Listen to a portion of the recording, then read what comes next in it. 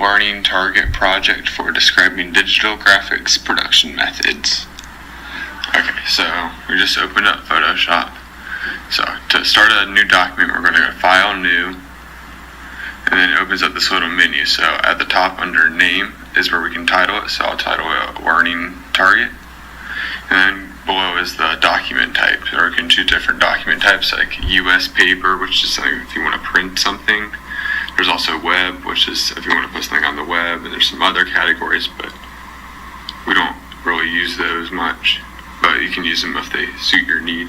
So I'll just go default Photoshop size, and then here we have different menus for pixels or inches. Inches would correspond to something you want to print. Pixels was something on the internet, and then here we also have the RGB color, which is something we want because we'll be doing this on the web, and you're supposed to use RGB color for stuff that you put on the web. So now that we started, this is our artboard where we can put different images on. So now I'll show you how to bring an image in by going onto Chrome and just finding any normal image. So I'll look up an apple and I'm looking images, find a good apple I want to use. I'll use this one. Okay, so now you can just go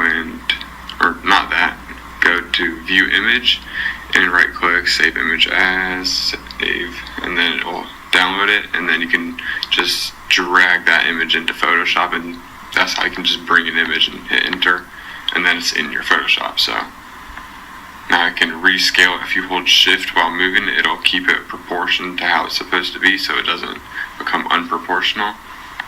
And now there's a white background, so I want to remove it. So to do that, I'll rasterize the image as a smart object, and I can just use the magic wand and erase that white background. So now there won't be a white background of the picture, so it's just the apple. Okay, so now we're going to put an effect on it. So you can do that by going to the bottom. Make sure your layer is selected. Also go to the bottom and go to the FX, which is drop shadow. So a drop shadow, you can use it for if you want to cast a shadow on like one of your objects. So I guess give it some depth to show that there's like a light on it. And you can also change the color of the light, so I'll make it black. So I guess it looks like a real shadow. And here you can change the angle, so I'll just mess around with the angle a bit. And you also have these other little features like the distance, spread, and size, so that can adjust those categories of the shadow to make it look however far away, how close you want it. If you want it spread it out or like kept close, and the size can just make it big or small, or like the faintness of it. So I'll keep it like that, and yeah, I think that looks good. So it looks like I have a light casting a shadow on it, which is what you would want to use that drop shadow effect for. So now we're going to export it. So we'll go to File, Export, Export As.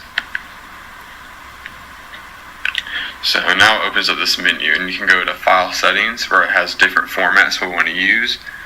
Since we're putting this image on the web, we'll want to use a JPEG, since that one is the highest quality of images.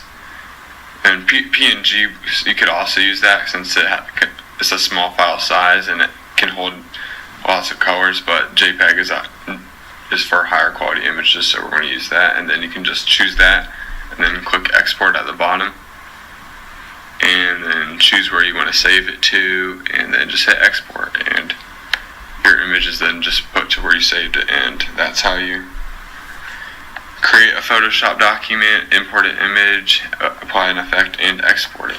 So